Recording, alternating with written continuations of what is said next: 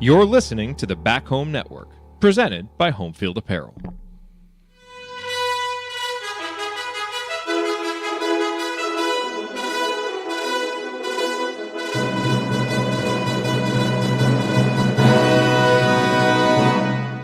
And welcome, Hoosier fans, to this week's edition of Assembly Call Radio, where each week we discuss the most important topics in the world of Indiana basketball.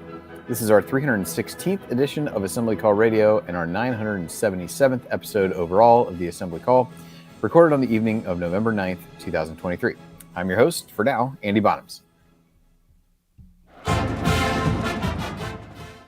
let's begin this edition of the Assembly Call how we begin every edition of the Assembly Call, and that is with our Hoosier Proud banner moment.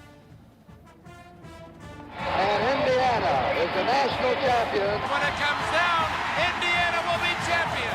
Smart takes the shot. The Hoosiers have won the national championship.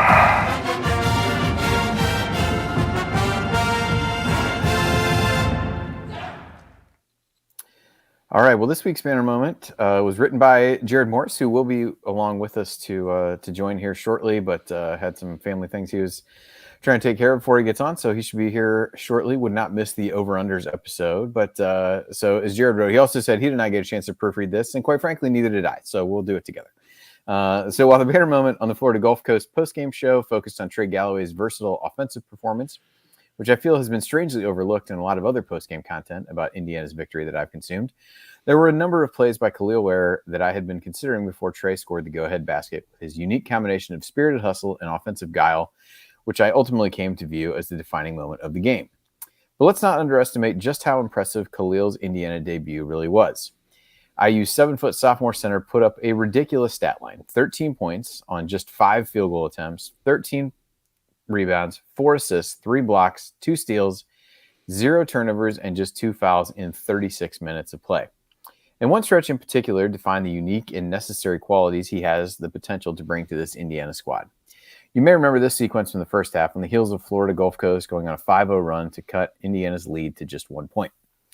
Florida Gulf Coast missed a 3, and Khalil corralled a tough rebound in traffic, something that he did quite often in his IU debut. He then tossed an outlet pass to Trey, trailed the resulting break on the left wing, received a pass, and confidently stepped into a three-pointer, which he drilled. There's so much in that sequence that speaks to the impact Khalil has when he's on the court and is that engaged in the action. First, Florida Gulf Coast took so many threes, in part because of Khalil's size and shot blocking ability and the way that those changed the geometry of the court. His early emphatic blocks discouraged Eagles from even trying too much in the paint in the half-court offense after that. Second, on a night when Indiana didn't rebound the ball well as a team, Khalil answered some important questions about his motor by getting a number of tough rebounds in traffic. I submit this is a much better way to gauge his motor and engagement in the game than trying to analyze his, at times, misleadingly graceful gait. And third, he's a 7-footer who looked totally comfortable stepping into a transition 3 at a big moment and swished it. If he can be just a 30% shooter from out there, it's going to make life very tough on opposing bigs when paired with the balletic. I mean, I know it's ballet, but just come through these words in here. Come on, Jerry. Graceful, let's say, block footwork and outstanding passing ability of Malik Renew. And all of this, obviously, is why Ware was a top 10 recruit and remains an enormous interest to NBA scouts. He's also the type of player who, if performances like Tuesday's can become the norm, will help this talented but unproven group of Hoosiers approach the high ceiling we all know is possible. All right, not too bad. Didn't butcher too much of that. I don't even know how. I mean, I'm guessing it sounded like the only issues were Jared's. So I mean, it seemed like it. I mean, yeah. You know, I think you passed the test, Eddie. I got no beef with that one. Yeah, congratulations. Well done. You're a 45-year-old man who can read. Great. All right. So, moving on. Let me introduce my co-host. No one's coming with me on that? Okay. For the show. No. Let me introduce my co-host for this week. I will not introduce myself since I'm already here. But we do have a longtime high school basketball coach in the state of Indiana, the founder of Delphi Bracketology, and a man who knows how to celebrate a victory in your home rivals, Jim Shafino. Coach, I don't know. Coach, I had to go live because I didn't have the audio. That was far less. I was ready for it than the actual version, but I feel like you've drank about 20 less beers than you had when you did it the initial time. So exactly. We'll call it even. But he is the coach. Brian there it is. He remembers the days when a movie cost $1. Heaven help you if you ever decide to pop your collar. Play hard, but remember, fake hustle is a crime. He's the coach and it's Tonsoni time. Coach, what are your thoughts from the last couple of days? We know we had you on the postgame show. You're covering games in Chicago between then and now. Thoughts on IU's game or the opening week of college basketball so far? Yeah, it's college basketball. You just can't get enough of it, and you have the opportunity to go watch some. I spent the day with my mom up in northern Indiana, so I tied the Chicago trip with a chance to take my mom to some things, and that was a good day. But Indiana basketball got off to an okay start. There are some things that obviously need to be improved, but there was a lot of good as well in that first game for a team that is putting so many new pieces together. And I thought, it just wasn't consistent. When they had good offense at the start the second half, they struggled defensively, and then they struggled at the end handling the basketball. But there were a lot of good performances by Indiana, and it's a win against an opponent that, yes, you expect to beat because the name isn't as popular as some other teams, but that's the type of team, a bye game situation that's going to help Indiana with their NCAA resume. So very, very pleased that Indiana found the fight to come back and get that win, and very excited to see what they do on Sunday against Army. All right, well, I will turn the reins back to Jared here as we introduce the rest of our panel. I'll notice that he did not even write an introduction for one of the members of the panel so far, so you'll have to ad-lib that, or we could just ignore Jay for a period of time. But we'll let you figure out how you want to handle that as you go. Coach will ignore Jay. It's hard. It's impossible. He doesn't want none. Yeah. Sorry I'm late, Andy. I saw how long the banner moment was on the run sheet, and I was like, I'm not reading that. So I just figured I'd let you do it. All right, let's introduce the next member of our panel, ladies and gentlemen. He is back. That's right. It is our favorite senior writer from the Big Lead, the pampered San Diegan who hates almost every college basketball tip time, so couldn't be bothered with the 6:30 Eastern tip time. That didn't fall in the very small window of shows he will do. And he's a man who claims he would join Gabe Cupps for the Breakfast Club workouts if only they didn't start at 3 a.m. Pacific time, which, is fair. Analyzing players, finding every wrinkle. He hasn't ever hosted, never lifted a finger. He's got all the Well, let me quickly add just one thing about this. Dude just interrupted his own jingle.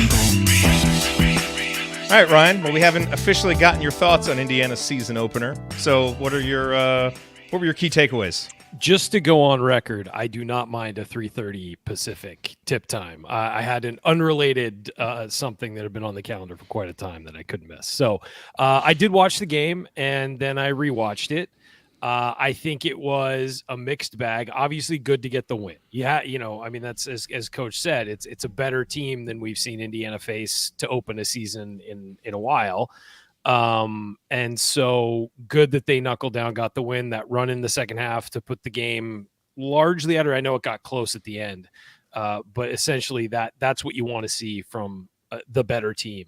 A lot of concerns though. I mean, guarding the 3-point line, I like the aggressiveness of the switching the perimeter, but guys have to be focused. And I think it was a lack of focus that led to a lot of open looks for Florida Gulf Coast. And frankly, they had an open look at the end to tie it too, and didn't hit it.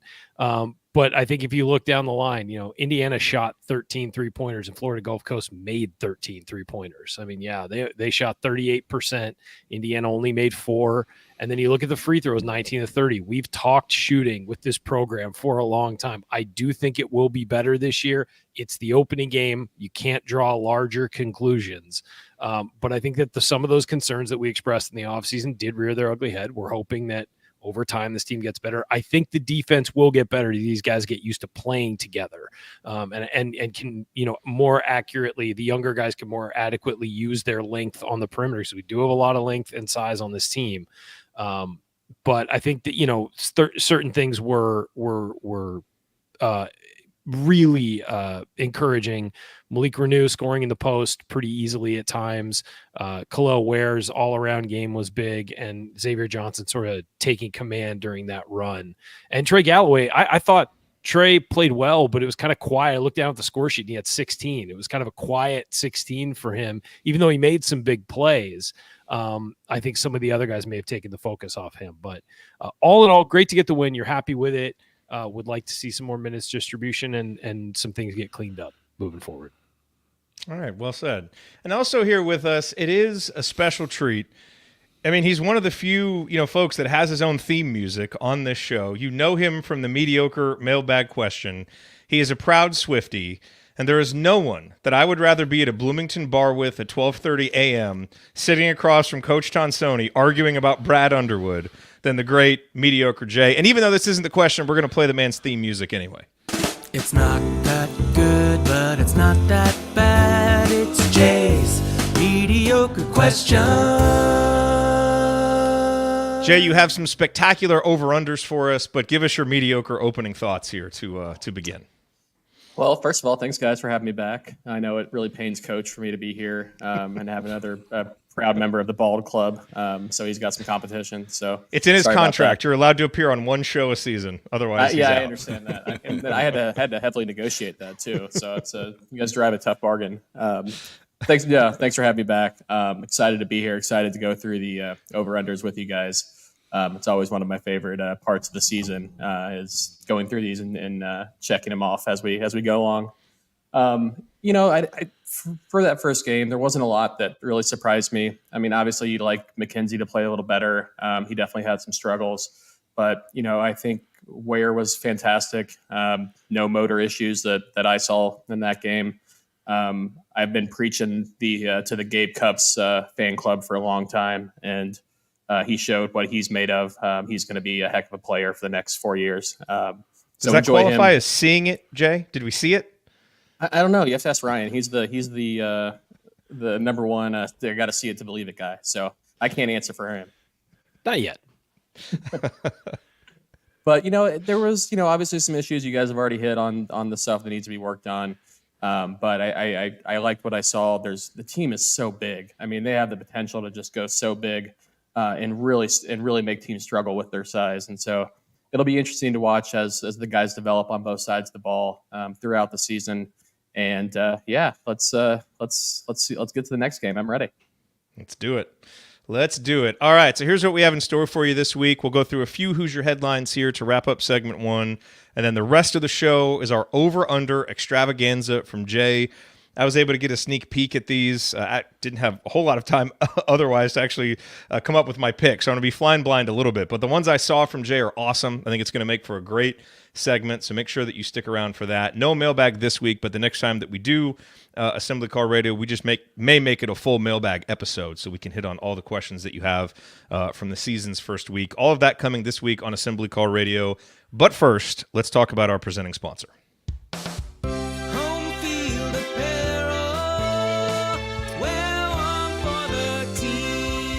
Yep, this edition of Assembly Call Radio, just like all shows on the Back Home Network, presented by our friends at Home Field Apparel, where they have the largest collection of vintage IU apparel that you will find anywhere. And it's not just IU, even though that's their flagship school, and they have more IU stuff than anybody else. And whenever anything new comes out, it's always IU first. But Home Field does have something for fans and grads of pretty much every school with unique vintage logos for all of them.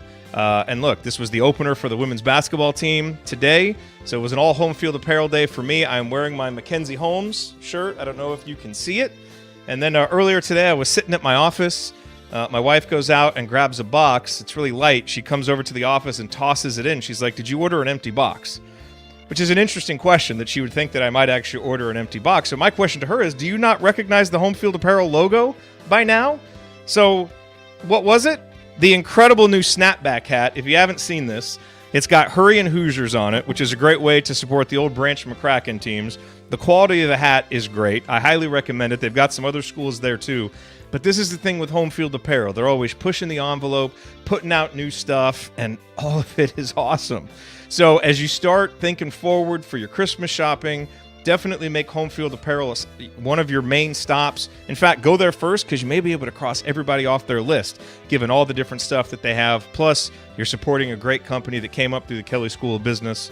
Not much better than that. So go to homefieldapparel.com, use our promo code HOME23. You'll get 15% off your entire first order.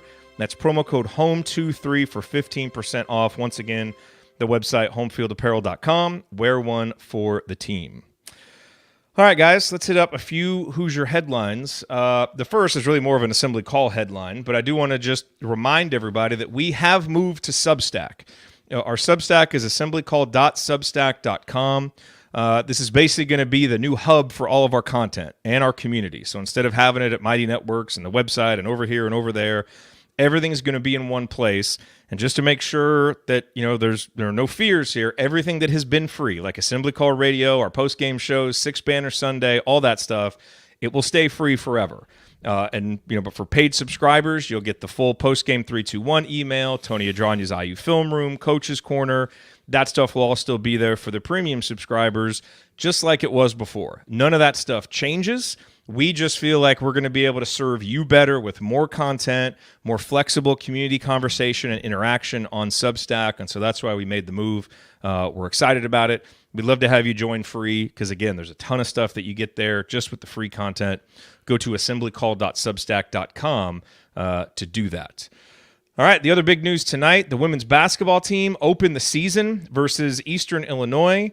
I was tracking this game, but then we had an impromptu potty training session here at the house, which is why I was late. It was not my own, I can tell you. But, when your son decides it's time to potty train, you don't just stop him. So we're working hard on this before daycare.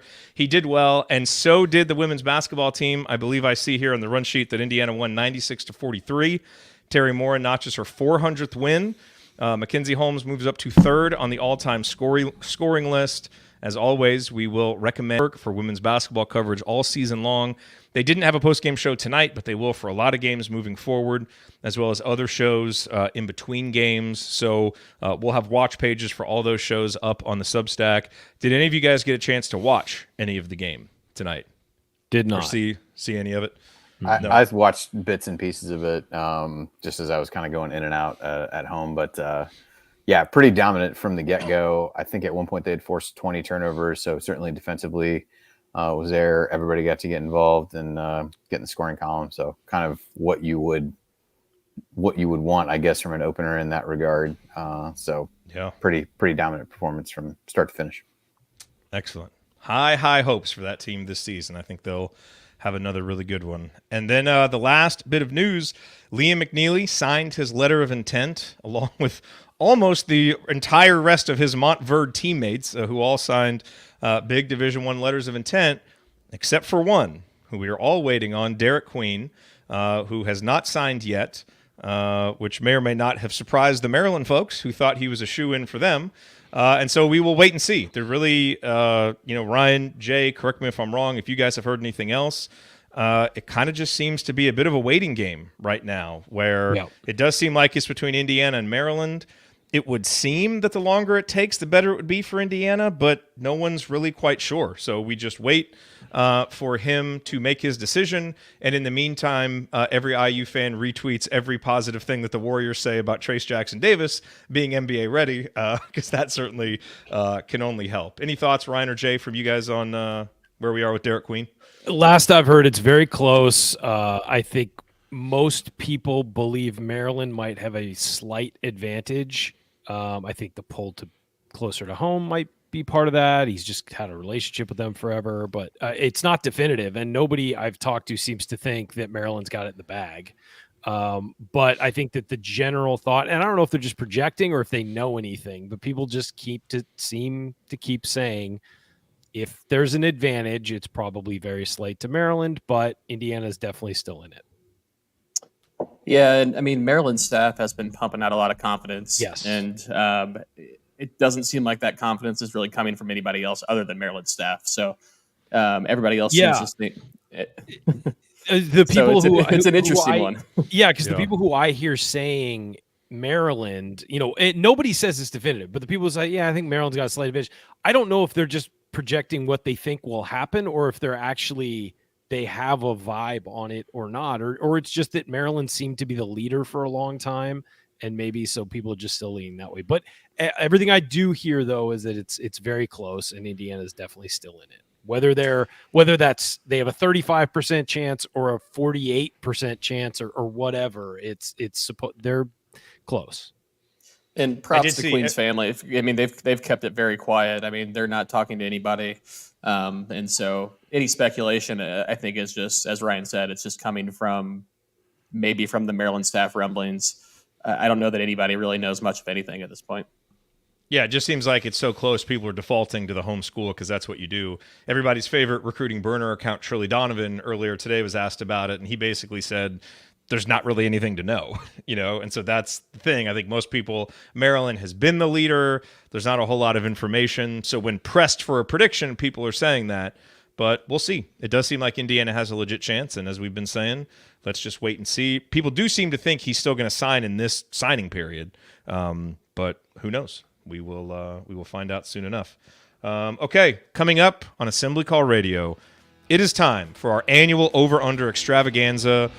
And truly, Jay has outdone himself with some of the fun, challenging over-unders he has. And we are going to have to go on record with our picks next. So should you. Stick with us here on the Assembly Call.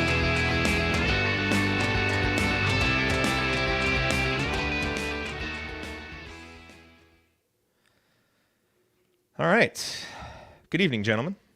Nice to see you all here. 5-man crew tonight. I know. Look at that. That's too many. Let's be real. Look, it's tough for people to take 3 of us at a time. No, these are good, Jay. I'm excited to do these. Yeah, I gave them a look. They are good. You did. They are good. You did good, kid. I think Tony- it actually might make it more challenging after watching a game because it gives you the chance to totally My overreact answers to are what different, you've seen. by the way. Yeah, my answers are definitely different after one game. I know, and I trying to figure out the over under for like the adjusted offense and adjusted defense. I have no freaking clue. I don't know. Like those are just going to be, throwing a dart at a board. All right, well, we'll And talk so, about all that yeah. as I'll be we right as we back. lead into it. By the way, Jared, I'll be right. I'm just going to grab something so you can start if you want. Bowl cereal. No, that was earlier. Something crunchy. Did you say Tony will or won't be on? No, Tony is not going to be on. He's out of town, but I think he's going to log his picks. And I think we're going to get Galen and Scott to log their picks, whether they do it on the show or just log their picks.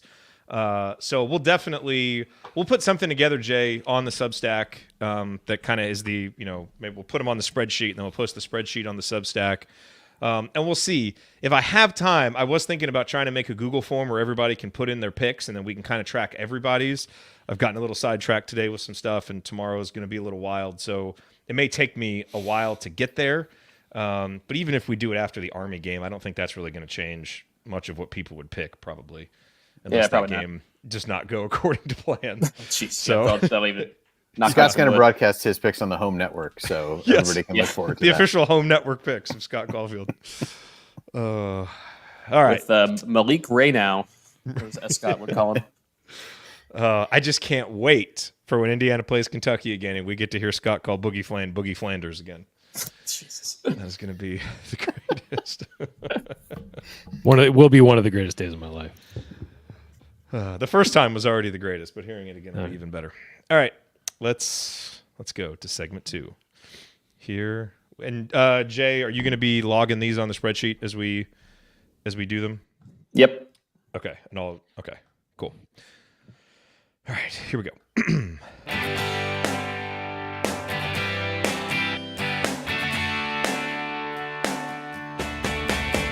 Hi, this is Jawan Morgan. What's the only thing better than getting IU's first triple-double in 47 years? Celebrating it with friends afterwards. Join Jared, Andy, Ryan, and Coach on the assembly call after every IU basketball game. Go Hoosiers.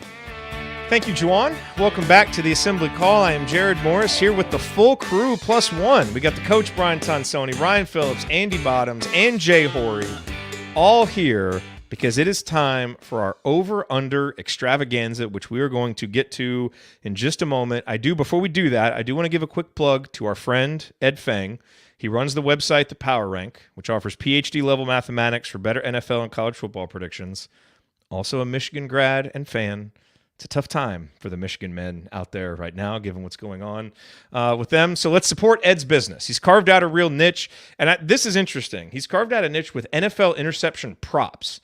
He's been particularly good with those. At last check, he was 23-12 on the season, up 17.2 units. He puts one in the free newsletter every week, so go to thepowerrank.com/AC. Learn more. Sign up for his free email newsletter. That's thepowerrank.com/AC. make better predictions and smarter bets with the power rank. And seriously, I've known Ed a long time. Really good guy. His picks are good. So if you're into that sort of thing, definitely get on his free newsletter. It's high quality content, and we enjoy supporting him. And he's always been very supportive of us. So we appreciate that. thepowerrank.com/AC. All right. Well, it is time for the over-unders. I am about to turn it over to Jay, who has prepared all of these. As we mentioned in the break, not only are we going to go on record, but we're going to get Galen, we're going to get Scott, we're going to get Tony to go on record, and we will have a way for you all to do it too, whether it's a Google form, or whether everybody can put it in the comment section, whatever. We'll figure out a way to get you on board too. So as we go through our picks in your mind, go through them in your own, and we'll figure out, some sort of kind of contest or fun thing to do with it, where someone can win something from Home Field Apparel. But with that said, Jay, before we actually dive into these and do them, I would love just a quick description of your process for this season, because I do think, looking at them, this is by far the hardest it's ever been to pick them because of the uncertainty. And I know we were chatting back and forth a little bit about how difficult it was for you just to set the numbers. Yeah, it was tough. And, just some background on this. I think we started doing this year 2 of the Archie era, I think. Luckily, those first couple of years we did it. That was fun. Good times. Yeah, I got so annoyed by it about halfway through the season, I quit paying attention. So those results never saw the light of day. But Andy won the first first year. Oddly fitting for results not to see the light of day during the Archie Miller era. Yeah, we're just gonna forget those years ever happened, obviously. So just like with Archie, Andy won the first year of the Woodson era. Coach and Ryan tied last year, and it came down to the tiebreaker, which sadly Ryan won. I'm sure we're going to mail him the trophy, the championship belt. What was the tiebreaker? Do you remember? It was the total number of combined threes by race and trace. And 4? This was back when we thought Trace was going to shoot threes. Obviously that never happened. But Ryan ended up winning on the tiebreaker. Chronic was by far in last place, so he might not show he's never shown his face. So if he did show his face, he wouldn't show it again. Yeah, we got to get him on record this year too. That's right. But yeah, so it's every year I try to sit down and go through guys' past performance. And try to project a little bit about what I think the team's going to look like, who's going to play minutes, who's going to get stats. As you said, so much uncertainty with how the lineup breaks down this year, what sort of rotations look like, who's going to score on this team consistently. So it was tough. It took me I'm glad I had an extra week or two to put these together because. Well, as we mentioned on the break, I'm not sure seeing more of this team helped me figure these out or not, or just made it more confusing. So we'll see how it goes. All right, let's do it. So, let's go. We'll kind of rotate who gets to go first and just rotate the order because it'll probably be a little bit of an advantage if you don't go first and you can hear other people's reasoning. Absolutely. So let's go. Yeah, let's just snake draft it. Yeah. Yep. Okay. Jay, we'll rotate. I have it. I'll just go by the spreadsheet. I have it. We'll rotate through. If one of the chat mobbers could take a tally of what the chat mob's saying, and I'll enter the chat mob's picks. The chat mob finished. That's right. We do need an official chat mob picks tonight. Yes. So you'll be able to do your individual ones in some other format, but we do need to get the official chat mob picks as a group this evening. So we'll get into it. All right. First one. Xavier Johnson, his assist per game, I've set the over under at 4.5. Through X's career at IU, he's averaged almost exactly 5 assists a game. So I'm kind of trying to count in maybe a little of off ball X this year. So the number is 4.5, and we will start with Jared. Love this one. I am going to go under slightly. I think X is going to have a great season, but I just think he's going to be asked to score a little more. I have some confidence that Woody has confidence enough in Gabe Cupps that he's going to play a lot. And so I think that will take some of that playmaking burden off. Plus, it's very clear that they're going to run through the post with Malik Renew and Khalil Ware, who are capable passers. So I just think we'll see a little bit more spread out distribution of the playmaking and assists. And while I think X is going to have an all Big Ten season, I think his assist will drop a little bit, even though he'll still be very productive. All right, Coach. Over. He's gonna have some big games that are gonna take it over. I think they're gonna get the alley-oop game going like they did in the Big Ten tournament, and he's averaged 5 for that over his career, and had a heavy post presence in Trace Jackson Davis. So I think X is gonna find his role changing. I think off the ball, X has a really good chance of being an assist guy because he's going to be able to beat closeouts, and then when the help comes, he's going to be able to find shooters and post players in the dunker spot. So I think X is going to be over. It's a good number. You set good numbers all the way through this. It is a very good, solid number, and it'll be close. Coach, can I get that in writing, if you wouldn't mind? Thanks. The compliment. And let's go to Andy. I sure Coach, will. I'm not sure if kissing up to him actually helps in this exercise, but good on you. Trying to mend fences. That's nice of you. I'm going to go over. This is one I kind of joked when we were getting started of how you might change opinions based on one game and how looking at some of these differently. So I'm going to try my best to go back to what my default would have been before the first game. And if you'd asked me this before the first game, I think I would have said over pretty quickly. So I'm trying not to let the fact that he only had one and played a little bit more off the ball in the first game influence my decision too much. So I think he'll be right around that number, but I'll say over. I think dependent upon the opponent, they're going to find ways to get him in more ball screens than maybe they did the other day. So I'll take the over on him. I'd also think you can go ahead and mark the chat mob as over. I don't think I've seen one person put under in there. So yeah, it's if you want to just knock that one out, you might as well do it now. And Ryan. I'm not confident in this one at all because I really don't, as we've said, we don't know what this team's really going to look like from a playmaking perspective. And a lot of it depends on how much Gabe Cupps has the ball, how much a guy like they try and ISO Mackenzie Mbako and things like that. But I'm going to go over because I do think in a lot of key situations, he's going to be in pick and roll. And I think that when he's got several targets in pick and roll, including on the wing. And so I think that's why I'm leaning over.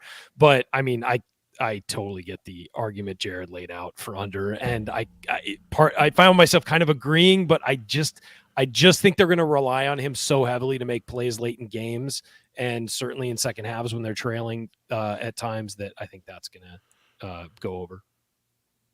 All right, and I forgot to mention the new wrinkle that I've thrown in this year is that each host gets 2 locks, so they can lock in 2 picks. And if they get their locks correct, that's an extra point. So, do we have to name the lock at the time we make the pick, or can we do that at the end? You can do it at the end if you want. We can go over locks at the end. If you feel confident when you make the pick, you can say lock it, and I'll put a lock on it. But we can wait till the end if you want. Sure. I don't intend to feel confident on any of them, either while making the pick or even immediately after we finish. So. You made this too difficult.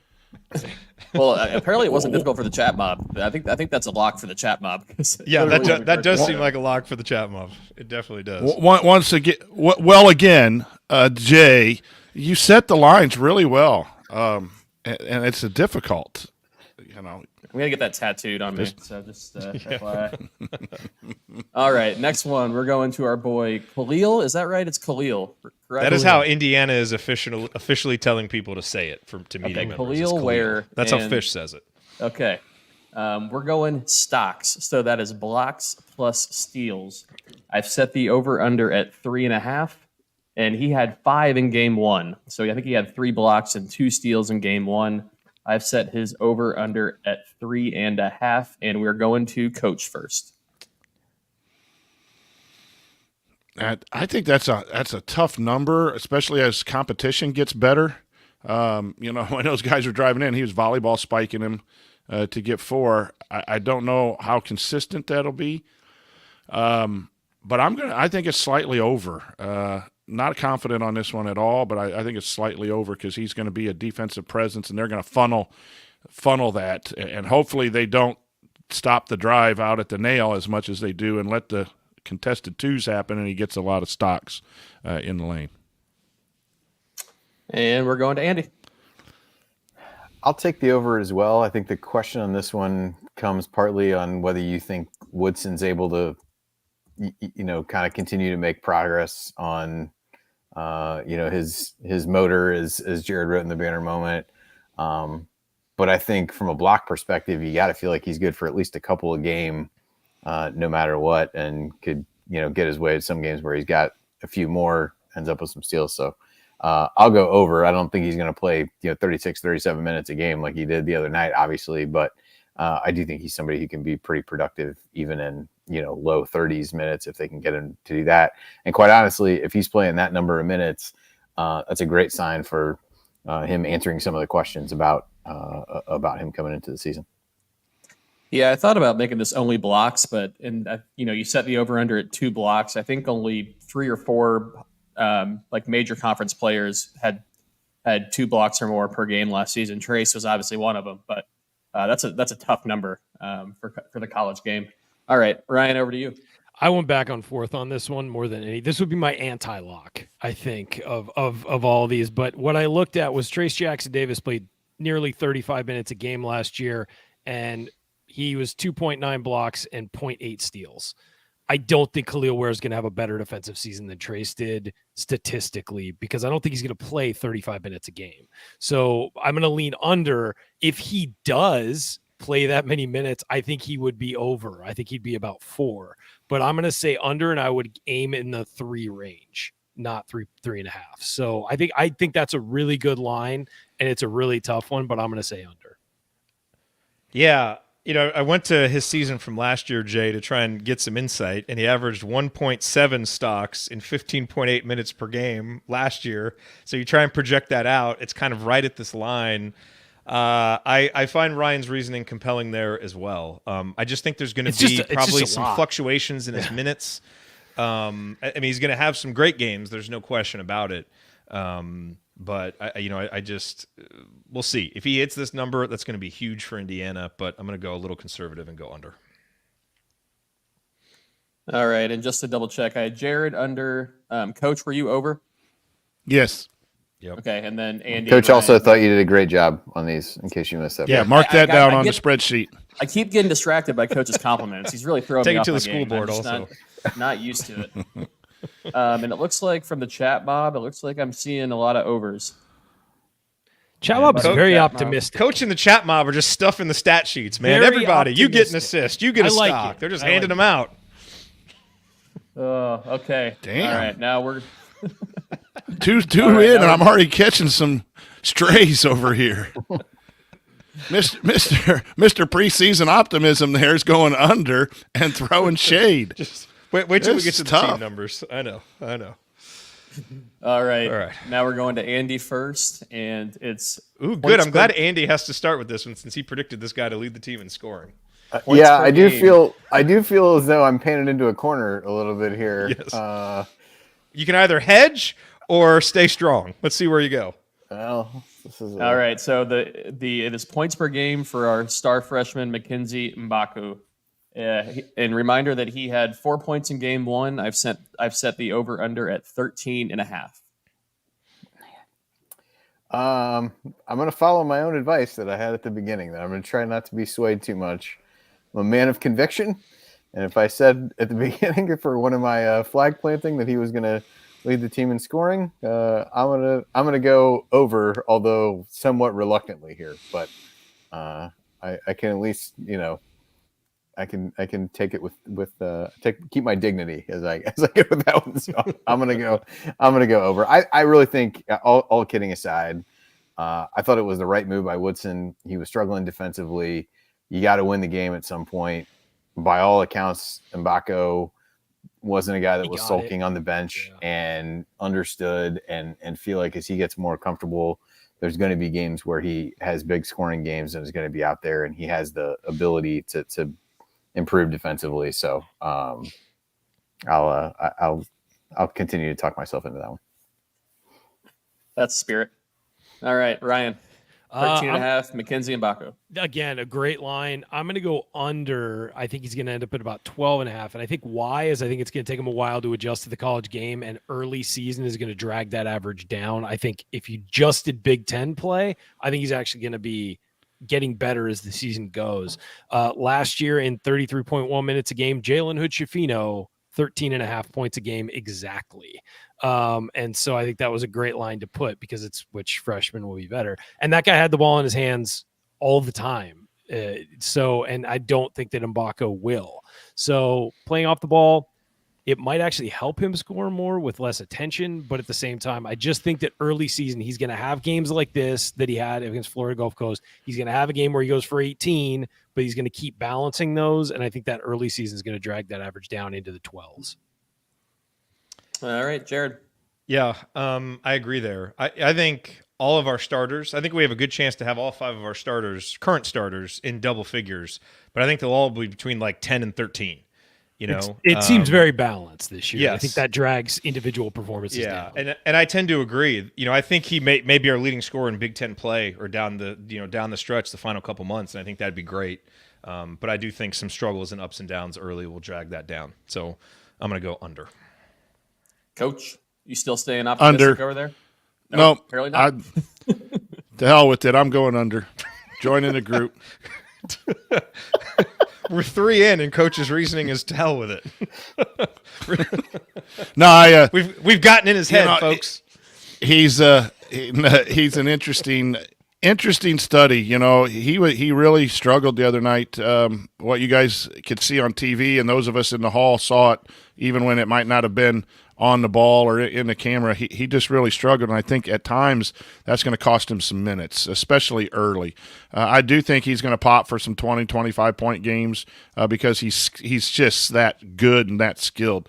But 13.5 seemed, again, solid number, Jay, but I'm going to go under, slightly under. All right. It looks like the chat mob is under as well. Moving on, we have Someone in the Trey chat mob Galloway. asked if you were a bookie, by the way. I mean, He maybe just looks another like life. one. Yeah. All right. Trey Galloway, 3 Slimy and Weasley. All right, we're back. Coach is back. I think he was shaken for those first few, but I think he's back now. He's back. All right. Trey Galloway, 3-point percentage. Last year he shot 46.2%, as we all remember. I'm setting the over/under at 38.5 this year. He was 1 for 3 in game 1, and we are starting with Ryan. I'm going to go under. I think he's going to shoot more, and I think that'll drive it. I mean, the average last year I don't think is reality really for him. I don't want to call it luck, but I think that he made a lot last year that weren't commensurate with his ability. So I would say under this year. I don't think he'll be bad, but I think it'll be under that level. Yeah. Jared? I think he will be a more productive 3-point shooter, but a less efficient one. So I'm going to go under. It's the Mark Exactly. Titus rule. If you're shooting 46% from 3, you're not taking enough of them. Exactly. So that's where I'm at with it. Under. Coach? I'm going under too. I think Jared was spot on. He's going to be better, but volume. I think he's going to take more shots. You saw he was comfortable coming off the little handoff when the defender went under in game 1. I think he's going to look to shoot more, and it'll be slightly under 38%. Man, I bunch feel- of negative guys all of a sudden. Yeah, chat's pretty much almost all unders as well. I feel The personally, chat doesn't pay attention to Trey anymore. They got Gabe Cups now. Trey's old news. No one's paying attention to him. on some level, I feel personally challenged because this was also another one of my flag planning predictions. So I said he would shoot over 40% still. So again, I'm either gonna prisoner to his previous opinions. I'm either gonna yeah. Mr. I'm Bottoms either gonna loves to back himself into a corner. I'm either Is that gonna how a look- bracketologist should view this, or should you take the new information? what new information do we really have? You know, so I'm gonna stick with it. I'm gonna go over. I'm either gonna look really good on all accounts or totally crash and burn. We'll figure out as we go. All right. Looks like the chat is also an under on 38.5.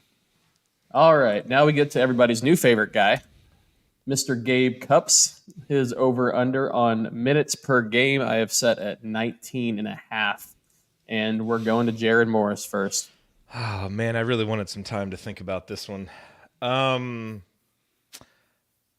gonna go under. He's gonna play a lot of minutes, but 19.5 is a lot for a freshman. I think there are going to be some matchups where Indiana's going to want to play bigger, longer. I have more confidence in guys like Caleb Banks, and some of those guys to be more ready. Peyton Sparks will be in there, and that'll change some lineup things up. So love Gabe. He's going to have some big games like Florida Gulf Coast. But I just think overall, God, playing half the game for a guy like him, that would be a lot. So that number just seems a little bit too high. I think we'll get 16, 17 maybe, but that just seems a little too high for me. I'm going to go under. Coach. Over. The kid's got to play. I mean, he's a game changer.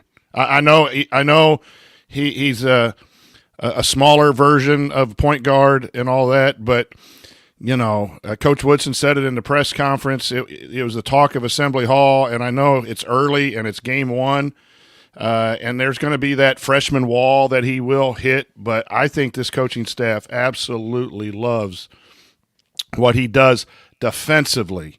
Like, the game changed when Indiana locked up defensively at the 10-minute mark, and he was that pest that we've seen in college basketball be on other teams that just – it's going to be hard not to play him. I understand he's a freshman. I understand that there are matchups and all of that, but you play your winners. And I think the kid has what I've seen in 3 games and what I saw Friday night, an ability to really impact winning on the basketball floor more than CJ, more than Banks, more than Sparks. I think he's the 6th man in the rotation and getting that kind of minutes. All right, Andy. I'm going to go under.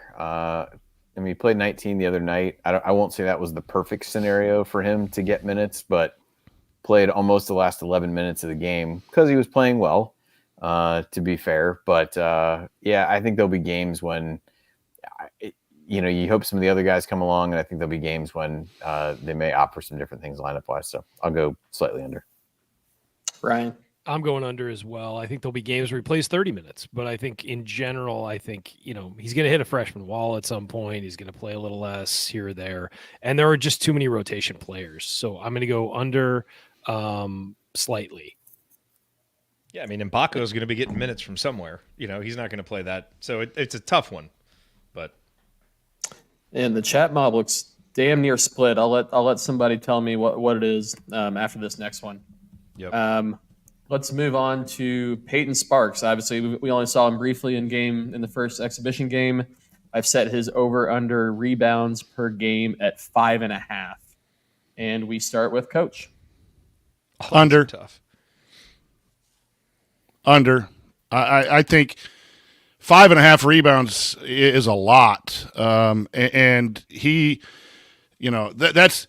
There are people that are shocked with everyone's love of Gabe Cupps. I'm shocked with everyone's love of Peyton Sparks. I think he is a 3 to 4 minute, 5 minute guy at times. You play Edey, you play the guy at Illinois. He's going to play 10 to 12 minutes. I don't think you're going to get 5.5 rebounds per game. The opportunities there, his effort and his attitude and how hard he plays. Maybe per minute played, yeah, absolutely. Higher than that, but per game, no. I think Coach and I have a different opinion on how much Peyton Sparks is going to play, but let's go to Andy. I'm going to go under as well. I think you got to try to figure out how these minutes get divvied out in the front court and how long they want to go with playing the multiple big lineup. And if I think that Ware is going to play enough to get over 3.5 stocks, I probably need to assume that Sparks doesn't play enough to get 5.5 rebounds a game. All right, Ryan. I'm going under. Just for reference, last year Race Thompson averaged 5.2 rebounds per game. So I've done a lot of this by looking at historical trends, obviously, and I think that Peyton's going to make an impact, and there are going to be games where he does have a big impact on the game. But I just think over the length of the season, 5.5 rebounds ain't happening. It's just a high number. On the record, I've done zero research for mine. Just wanted to make sure everyone. No historical reference, just pulling it out. I'm looking at it now, Coach. I walked in a little blind, but yeah, I'm going under. I've said I think Peyton Sparks is going to win a couple game balls. I think he's going to win some games for Indiana, but I just think his minutes are going to be so up and down. I don't think he'll get enough minutes to get that many, from a counting perspective. I just don't think he'll be able to do it. All right, and just so everybody notes, Jared is under on every one so far. So I'm going to talk about who's being negative. I still think we're going to win games. These numbers are just set, one or two off what I'm expecting. That's all. He doesn't like your lines, Jay. That's what he's saying. He thinks your lines are slightly off. I can't wait for him to get them all wrong. It's going to be fantastic. All right, next we have Malik Renew. And I know this is one of everybody's favorite topics of conversation with Malik is his number of fouls. And so last season he committed 6.8 fouls per 40 minutes. What a ridiculous number. Which is wild. Like Not ideal. Not ideal. not what you want. This season I've set his over under at 3.7 fouls per 40 minutes. And for reference, he had 3.9 fouls per 40 minutes in game one. So let's go. I think I'm first on this one. Yep. I will take the over, I think. Putting him in positions where he might have to guard a little bit more on the perimeter. I thought, again, through one game, he made a foul going after a rebound that he wasn't going to get, which is similar to something he did last year. One of the fouls was guarding on the perimeter, and I forget what the third one was, but ended up with 3 in the first game, which would be, I think he played 30 minutes according to Ken Pomps. I know you said it was 3.9. By my math, it would be 4, but either way, I think he's just going to be put in some challenging positions defensively. And even though I think he's improved with some of the things that he needs to do on the court to play better defense, I don't think he's going to be perpetually in foul trouble either, but I do think he's going to, I think he's probably not going to cut that number as dramatically as this would suggest. All right, Ryan. I'm going over. This one wasn't difficult for me. I'm going over. I think he's going to struggle with that all year, and I think Mike Woodson's going to complain about it all year. I don't know if he may not foul out of a game all season, unless it's late game and they have to foul. But I don't think he's going to foul out in the run of play all season. Maybe once, but I think it's going to be right on the edge all year. And Jared. Yeah, he's going to be better. He's not going to be that much better. Over, and I'm going to lock this one. Oh, okay. And look, Jared's just to be over clear, is a negative one. So okay. Just to be clear, none of these picks are negative. Like saying X is going to go under on assists isn't a negative on X. It's just a thought about the offense and how it's going to be distributed. So stop defending yourself. It's just that and now one we of have us Jared made predictions. yeah, it's just that one of us made predictions before the season they're willing to stand behind, and one of us didn't. It's fine. I'm willing to stand by my predictions. Just he just got different information. Stats. We're trying to pick stats here. I'm not changing anything about how good I think the team's going to be. Yeah, sure, Jared. But I'm locking that one. Guys don't change their fouls per minute. He's got a reputation too. Yes, and that's going to follow him for a while. I expect if there's a bigger change, I think it'll come next year when he's an upperclassman, not this year. I would agree. Coach. I'm going over, and I think he'll have an excellent defensive year overall. He's got to fix a few things, but even Woodson said in the post-game press conference that Malik looks at people and he fouls. He just looks at them, and he's got that goes to the reputation that Ryan was talking about. I think this staff trusts him to do the right things. He's talking a lot, so I think he's going to be a leader defensively. But the fouling thing has been his bugaboo for a while, and I think he can do all that and be productive and improve and guard small, but the fouls are still going to follow him over that number. So we had all overs there. Wow. All right, we have I think this is our 8th one, so this is the halfway point after this one. We are on team 3-point attempts. Everybody's favorite topic about how many threes this IU team is going to shoot. And I've set the over-under at 17.5. So I think last season IU shot 15.5 threes per game. Game 1 this season, we shot 13. So over-under 17.5, and we are on Ryan. Over because it has to be. Like they have to. I mean, if it's under, I shudder to think what happens this season. So I'm saying over and being optimistic there. Yeah, Jared? I'm going over. There are just more guys who are going to take threes. Like Kalel's going to take threes. Malik is going to take threes. CJ for sure is going to be popping in off the bench and firing up threes. So I just think we don't really have a true volume 3-point shooter, although McKenzie could approach that. But we just have more guys that are going to be willing to take them. And as the season goes on, there will be enough games where we're up in the mid-20s that it'll balance out, the games where, like maybe against Army, where we have a huge advantage down low, maybe we only take 12 because we need to. But I think as the season goes on and guys get comfortable, that number is going to be creeping up into the 20s more and more often. Coach? This is a difficult one because I initially want to say under because I don't think it's emphasized in the program to try to get threes. I think threes are a secondary shot in this philosophy, and that doesn't have to be a negative. I just think that's the way it is. I thought Indiana ran really good stuff and only took 13 threes in game one. I think it's post. It's point guard coming off for mid-range. I think it's transition, and then the fourth shot wanted by this staff is a 3-point shot.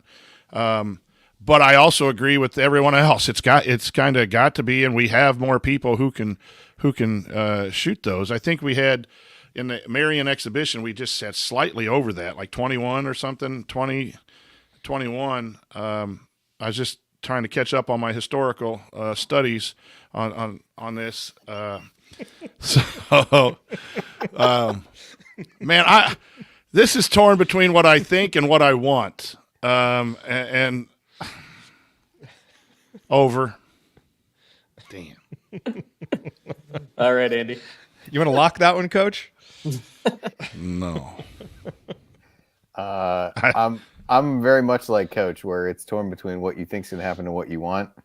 I think, unlike him, I'm going to go with what he probably thinks is going to happen and what I think is going to happen, as opposed to what we might want. And I'm going to go under. You're smarter than I am. That's debatable. It looks like the chat mob is a slight over. All right, that's the halfway point. Jared, I'll let you tell me if you want to take a break. Everybody stretch. Let's give Coach a couple minutes to go look up some stats here to get himself ready. No, let's keep firing through.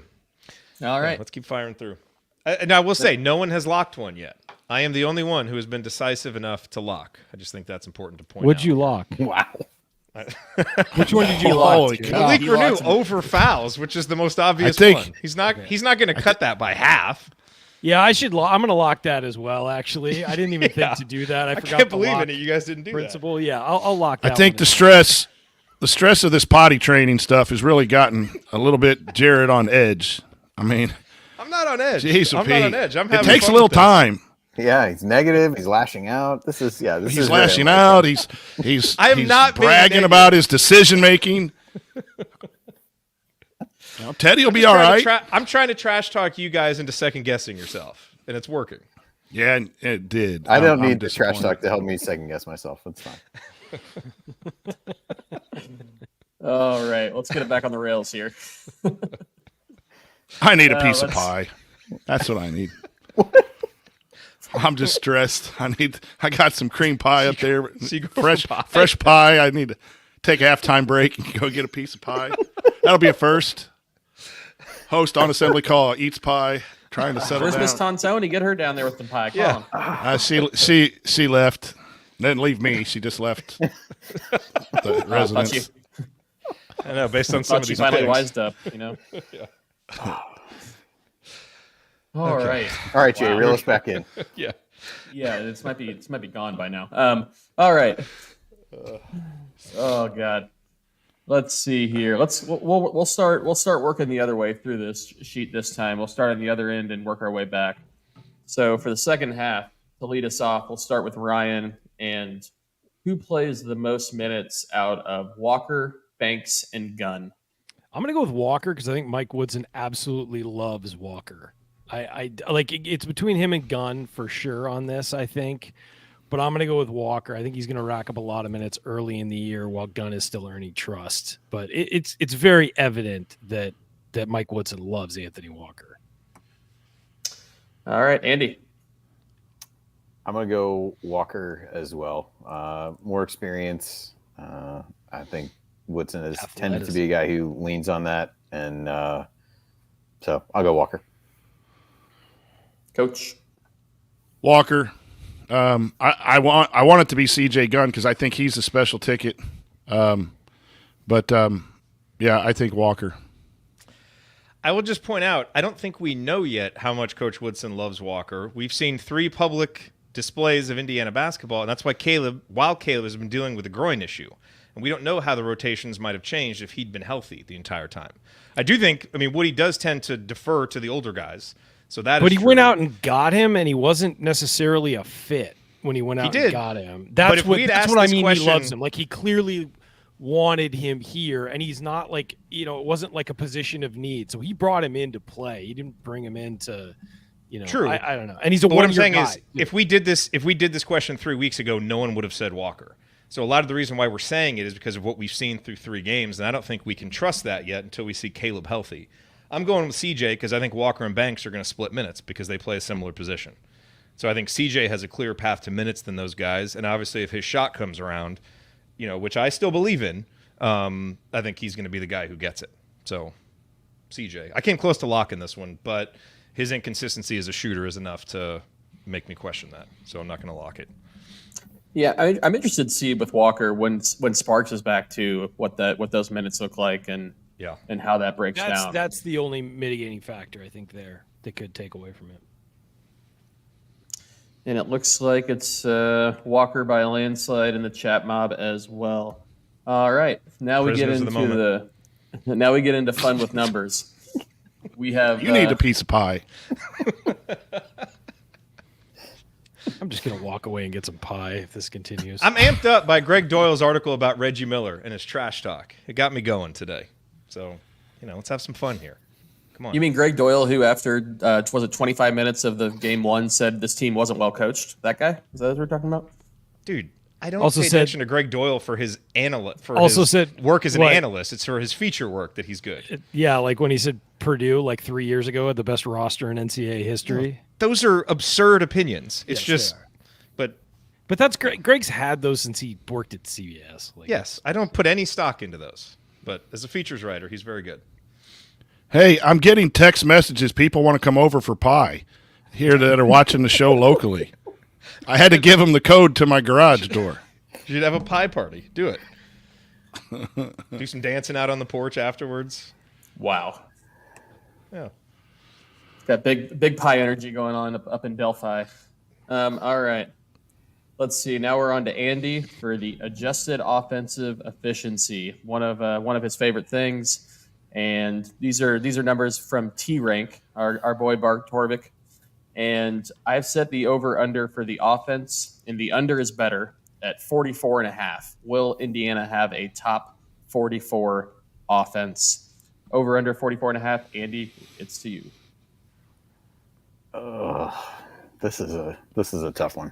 I'm pretty sure I got both of these wrong last year, so I should probably do the opposite of what I would think that I should do. I'm going to say over. I don't know. I try not to be too much a prisoner of some of the struggles offensively at times the other night. But I think if I go along with thinking the team's not going to shoot a ton of threes, I think that has an impact from an efficiency standpoint. And I think this team will probably be more defined by its defense than its offense. So I'll go over. Coach. 44.5, right? Yep, and under means you think it'll be better than that. Yep. Right. Man.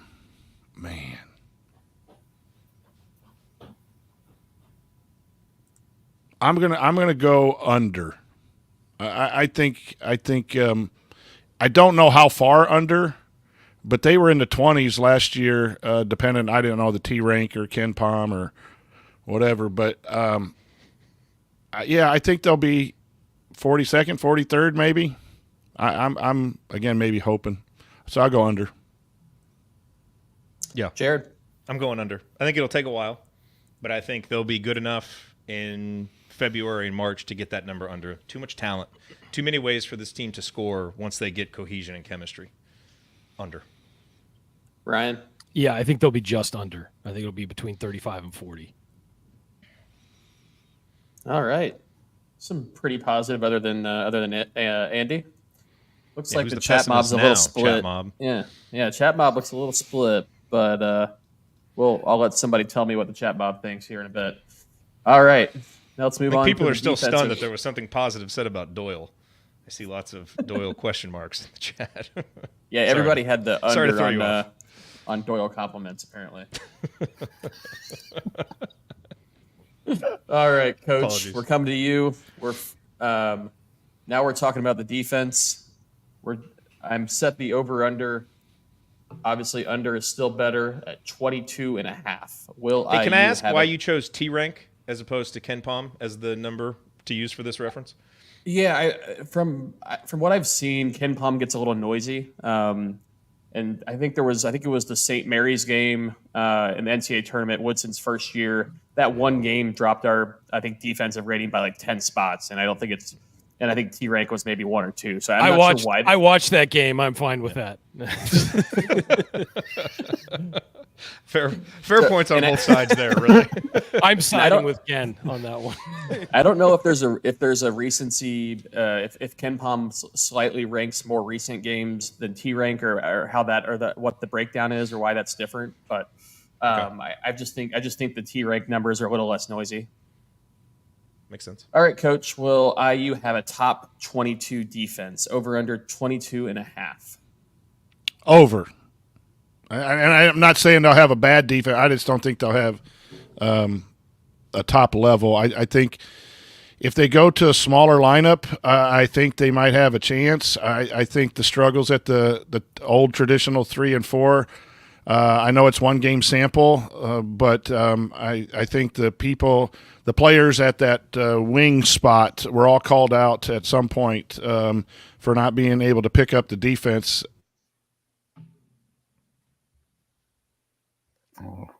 We lost Coach. Okay. He left for God, supply. yeah. Yeah. We got his And will they get enough? Will they get there? Oh, there he is. He's coming in and out. Yeah. Can you hear me or not? Now You're back. coming Now in and you're out. back. You're cutting in. And out. Yeah. Okay.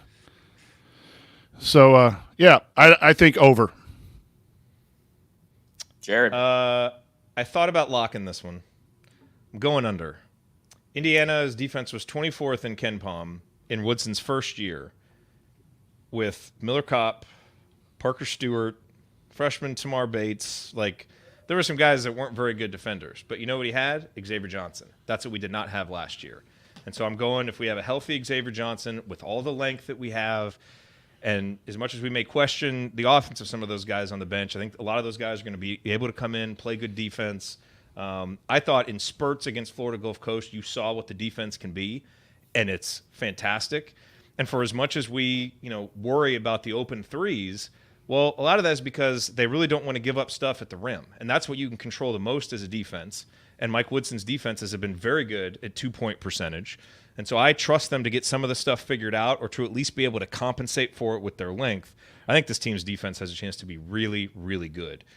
Even though you don't have Trace, you have a lot better individual defenders and athletes. So I'm going under. I'm not going to lock it because there's one coming later that I like better, but I feel pretty good about this one.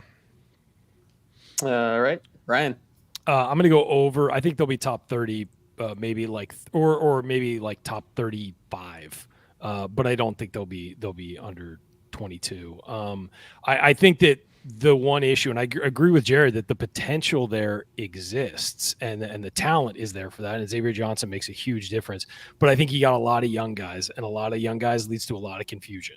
And so I think there are going to be games where they just are disconnected. And that's just what happens when you have younger players, no matter how talented they are. So I think there are going to be some games where you look up at the scoreboard and you're like, how did that happen? A couple times this year, and I think that'll push it up. And Andy. Well, I certainly said a minute ago that they would be more known for their defense, although going over on the other one gives me a lot of room to do whatever I want with this one, I feel like. I'm going to go over just by a little. just to be top 20 feels. I think they might look that way, where you can, later in the season on Torvik, kind of looking at it in segments of the season. But I do think, based on what we saw on Monday and even or on Tuesday, and even what you saw in some of the exhibitions, like there were some miscommunications. I think you're going to have some of that early on. I think they'll get it together and be better later, but I'll go slightly over. All right. Now let's go to, I think we're on Jared now, and we have the number of neutral court or away wins before the NCAA tournament. Last year, IU had 7, including a Big Ten tournament win. And this year, the over-under 6.5. Jared. Oh, that's right. Okay, so this does include the Big Ten tournament. I didn't think it does include the Big Ten tournament. Okay. Oh, then I'm going to go over. Yeah, I was really questioning it before that, but if it's Big Ten tournament, I think this team's going to be good by then and get at least a couple wins in the Big Ten tournament. And betting on Indiana to do well in the Big Ten tournament has never, hurt. Been a bad prediction in the past. So I'm going over. All right, Ryan. Ooh, this is a tough one. I again didn't think Big Ten tournament, so I'm gonna go because I looked at the schedule and I just couldn't find that many neutral quarter road wins. But I'm gonna go over as well and say they upset it. I also am making a bold prediction. I think they beat Wisconsin this year at Wisconsin. Boom. Okay. I like it. I think they're gonna out talent the hell out of them, and I think Xavier is gonna keep them calm enough to win it. Love it. Okay. First time since I was a senior in high school, they will win at Wisconsin. That stupid streak. All right, Andy. I will go over on this one. I am assuming the Harvard game counts as a neutral court game, correct? It does. It does. I know, like Ken Pom does the weird, like semi-home, semi-away nonsense on there, but anyway, yeah, I'll go over. Coach. Is this pulling up the schedule? Just now, you're the last one to go. Well, Coach, I'm worried about your reaction time. You were the 4th person to go. I wanted to double check something thing to heart, which I can really appreciate. But I think over. I think they're going to win one in New York. I think they're going to win one in Indianapolis, win one in the Big Ten tournament. That's 3, and I think they find a way to get 4 in other places in the Big Ten. I think it's going to be very, very tight. I don't think this. I think this is either a definite under or just a 7. But I think they do get there. So I'm going to go. Yeah, over. I think 7 is my pick as well. I think it's right there.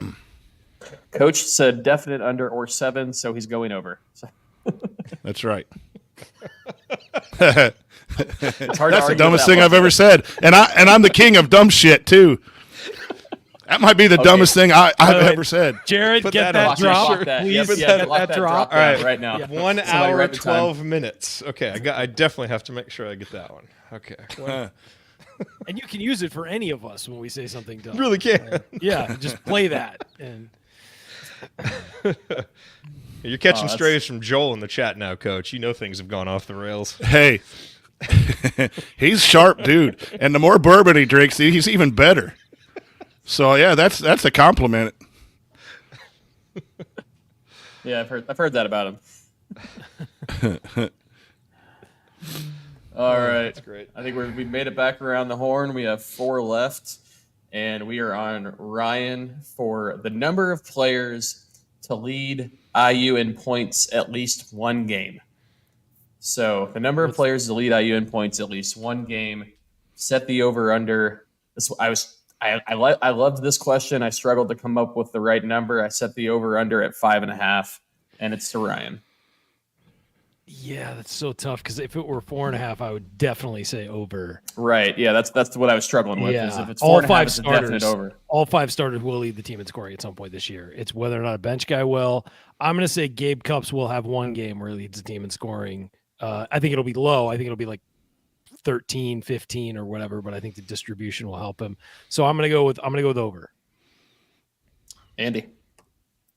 I'm going to go under. I think it's the 5 starters, and that's it. Coach. I was leaning that way too, but what gets you is a couple of these games, against Army or someone, when someone gets some extra minutes. And I do think I like the starters over the bench guys, but then if CJ Gunn finds it, whenever he finds it and gets that comfort level, hits boom, boom, boom, boom. I mean, he can pop. Right, just an instant offense. Then he gets more minutes in the second half. Right, when he gets that, plays good defense, hits 2 or 3 threes in that first half, and gets it rolling. This is really, really, I think, going to be a tough one. I'm going to say under because I think it's going to be heavily starter. But man, it scares me because of all those reasons. So before I say something stupid again. Galloway led the other night. I'm done. So he's checked off. Galloway. Okay. Yep. Galloway led game 1. Over lock. Jared. Over lock. Over lock, is that what you said? Because all the starters definitely will. I definitely think CJ will, and I think either Gabe or Peyton will at some point. So I would have actually gone over if you'd said it at 6.5. I'm going to go think and the lock. scoring is going to be balanced. Peyton enough. Sparks. Some game. Peyton Sparks leading someone in Dude, he's scoring. going to beat up I'd say some Sparks team. or Cups. Sparks or Cups will. If there's going to be a random Big Ten game in January when they're all flat, and Woodson just lets Cups and Sparks play a whole bunch, and one of those guys is going to lead them. I'm going to go ahead and going lock over this lock. one. I just think the scoring is so balanced, and you have a guy like CJ, as Coach said, when he gets hot, he's going to lead the team in scoring at some point. Like tomorrow against I'm with you on Kennesaw CJ. State, where he goes with 18, goes for 18. So, yeah, I'm locking it. All right, that was the lock for you too, Ryan. Yes. All right. What did the chat mob say? Somebody tell me what the chat mob said, and I'll come back to it. I think under it looked like, based on somebody. Brett's been doing a good job. He said mob was under by 2, and then the next 2 people also said under. Okay, So. Perfect. All right. Here's another fun one. We're going to the number of players to record at least one double-double. Number of players to record at least one double-double. The over-under is 4.5. Obviously, Ware did it in game 1. And let's go to Andy. This would be inclusive of assists as well, right? That's let me check. Yes, double-doubles. Those count assists as well. Well, I know. Sometimes your mind immediately goes to rebound. So just was clarifying while I was thinking about it. Snarky response too. Jeez. Oh, whoa! Look I who's haven't calling been- people Andy's new to snarky. this basketball stuff, so Yeah, I haven't been praising him nearly as much as Coach has, so I understand that there's some animosity that's built up. I'm going to go under. I think Renew and Ware feel like locks. X could get to that number in assists at some point. But yeah, I struggle getting to 5. I think maybe you could find some scenarios where there's 4. And again, you got some of these early season games, although I feel like I fell into the trap last year of like, oh, Malik's going to pick up. There was like a double one for Renew last year. And I fell into the trap of, oh, he's going to be able to, pick up a couple of these in non-conference play. And that did not work out in my favor. He came up short a few times, but so I'll go under on that one. Coach. Under. Yep. Good analysis. Jared.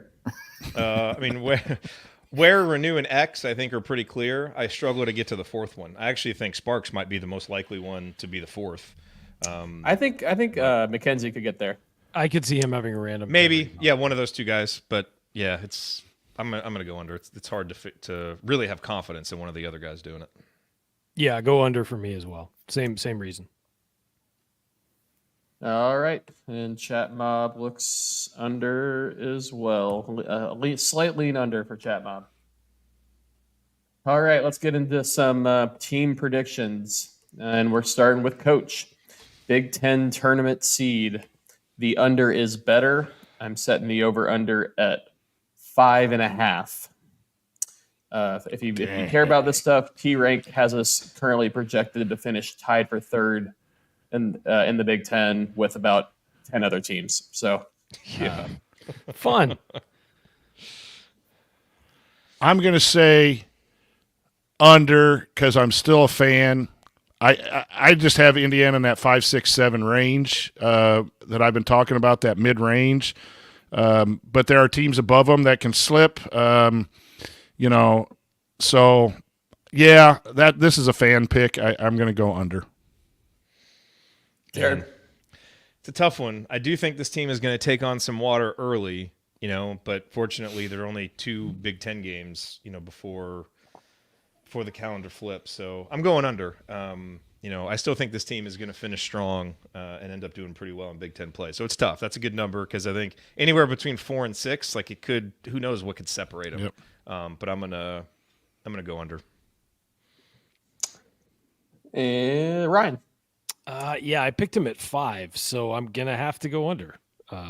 But I like Jared. I think it could be anywhere from like 4 to 8, and I think they'll all be tied, and it'll be tiebreakers essentially. So we'll say that.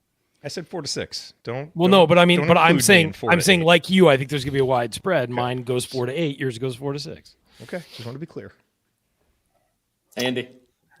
I'll take the under as well. I definitely think tiebreakers will come into play for sure. It's going to be a crowded middle of the pack in the Big Ten, as is customary. So hopefully the tiebreakers work in our favor. All right. For the schedule. Somebody, Brett, let me know what the chat mobs. True. Looks like it's the chat mobs going back and forth. So lock in your final answer, chat mob, and Brett will Come let on, me know. chat mob. Let's go.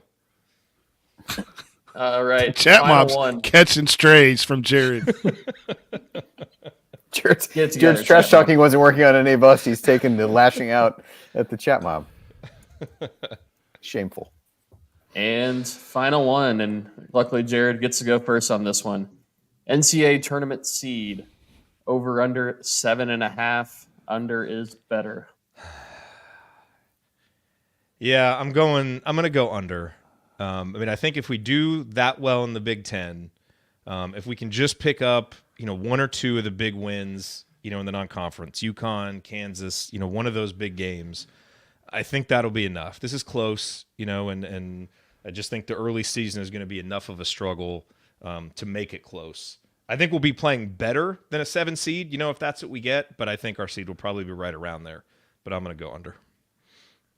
Ryan. Sorry, got a call. I am gonna go. I had him at a 7 seed, so under. Yeah. Do you want to name drop? Did Ryan release a preseason bracketology that we didn't see? Coach? No, get that? In my early season, I was just when I looked at the schedule and looked at everything, I said I thought they would be about a 7 seed. So you should do bracketology for the big lead, and then you can compare with Coach. And absolutely not. It would take over my life, and I have enough going on. Send me some dessert. I'll send you one. You could use your own name on it. Let's talk after. We're now bartering Deal. for pies, Send apparently. me, send me some dessert. I'm glad the fitness program's going well, Coach. Well, home field got All right. 3X and 4X, so don't need to be fit anymore. Oh, all right, Andy. While I worked on a preseason bracketology, I never actually finished it to post anywhere, but I think I had him as an 8 or 9. So I'm going to say over. I worry that the Big Ten has already taken on a little bit of water as a league. Yeah. And as much as you want to think that stuff doesn't matter, I also worry that if IU loses against UConn, then they play Louisville in a game that does nothing for you in the non-conference. So I'll go over. And Coach. I'm going to go over too. I think, and not. This was a tough line because I see them anywhere from 6 to 10, that range. If they play really well, and I think they can get as high as a 6, maybe a 5. But I think there are more opportunities for them to slide into the 8, 9, 10 game, and then if they're playing well at the end of the year, then that's a upsets opportunity to get into the Sweet 16. All right, that concludes our 16 main over-unders. And now we have our tiebreaker. And the tiebreaker is a two-part question. And Oh boy. we've kind of hinted at how difficult this might be to figure out, but it's who leads IU in scoring and how many points per game does he score? Oh boy. And I will we'll start with Jared, our fearless leader. Well, now here's my question though: do Coach and Andy need to tell us their locks first before we get to the tiebreaker question? I can do that. I can do that Yeah. if you'd like to stall. Yeah, Andy to get gives time to Andy figure I out would your love answer. to. Since I would like to do Jared's some Jared's research. trying to delay. Yeah. Yes. I'll I fully do. admit it. I'll do the Peyton rebounds, and I will do the under on the double doubles. Under on Peyton Sparks and under on double doubles. And I can All go right. ahead. I'll even go so far as to give you, since I've He's just showing truly off now. painted myself into a corner. I'm gonna just ride this out. I'm gonna go Mbako to lead the team at a cool 13.6 points per game based on the previous over under. You're a man of conviction, Andy Bottoms. I mean, Appreciate that about what you. What else are you gonna do? All right, Coach, what are your locks? Sparks under rebounds. And to change it up, I was going to go also with the double-double, but I'll go out on a limb and say Cups over 19.5. Ooh, okay. Wow. Like that. Okay. Buying into the hype. All right. Jared, who do we got? Who's going to lead IU in scoring? How many points is he going to score? Well, I think it's going to be X. And the reason why is I just think every type of lineup, kind of lineup permutation that you think about, he's in it. Even when Cups plays, he's probably going to have X in there. When you think about some of the foul trouble and lineup rotations with the bigs, no matter what, when you're writing out lineups, X is the guy who's in it. So I think he's going to play the most minutes. He's going to get the most opportunities. I like the addition of, Cups being ready to play because that means X is going to be able to play off the ball and get more catch and shoot threes. So it's him. I'm going to go with 13.9 points per game. And that's not really scientific at all, but that seems about right. I just think the scoring is going to be so balanced. It's hard to see someone getting up into the 14 or 15. So I'll go with X. All right, Coach. I think the bigs are going to rotate games of when they're needed. Well, initially, I was thinking Malik because I think that's their go-to guy in a key offense. We talked about it on the post-game for him show. to score, I think. Yeah, they're going to go to him, and their offensive identity is to get Malik the ball down low, and he's going to have those opportunities. But then his fouls come in, and you have, you guys are real high on Sparks. If that's true, then he's going to eat some of those minutes up. I think that the stats are going to be spread out there. So I'm going to go with X, and I'm going to go with 14. Ooh. Slightly above the 13.9. Your price is writing me. Okay. That's right. Okay. All right, Ryan. I'm changing a lock, by the way. I've decided the number All of right, players what's your- to lead IU in points at least one game. I'll take that off. The Peyton Sparks rebound is the under. That's a lock. I wouldn't even think about using it at that point. So yeah, I'm gonna use it there. And I think it's gonna be X as well. I think that he's just gonna have the ball in his hands so much. He's got the experience. He may not lead the team in scoring as much as a team leader usually would, but I think he's going to be the most consistent. So I've got him at 13.5. Just real quick on the game the other night, I didn't think he had one of his better games, and he had 14 points. No, I thought he If he struggled makes his most of the throws- game.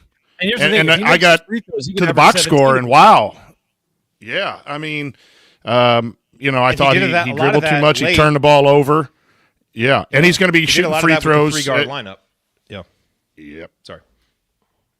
No, that's all right. Yeah, I got him at All 13.5. All right, I 13 thought you were going to jump in and wonder why Ryan couldn't even have his lock last for more than 45 minutes. But otherwise, You guys convinced me. It's He's- good job. He's wishy-washy. I'm taking in new information. He doesn't have strong and opinions. changing my opinions. I'm taking in new information and changing my opinions. I mean, the Peyton Sparks under, I think that is the most obvious lock. I just think if you guys want to weasel out and go with that one, fine. Real men pick the tougher one. No, I want to for the win, locks. Jared, is what I want. So. Fine. Win with integrity, Ryan. I can't wait for Peyton it's Sparks available. I'm to not average cheating. 6 It's rebounds a available game. to me. It's available to me. It will be funny if he averages like 5.6, yeah, for the season.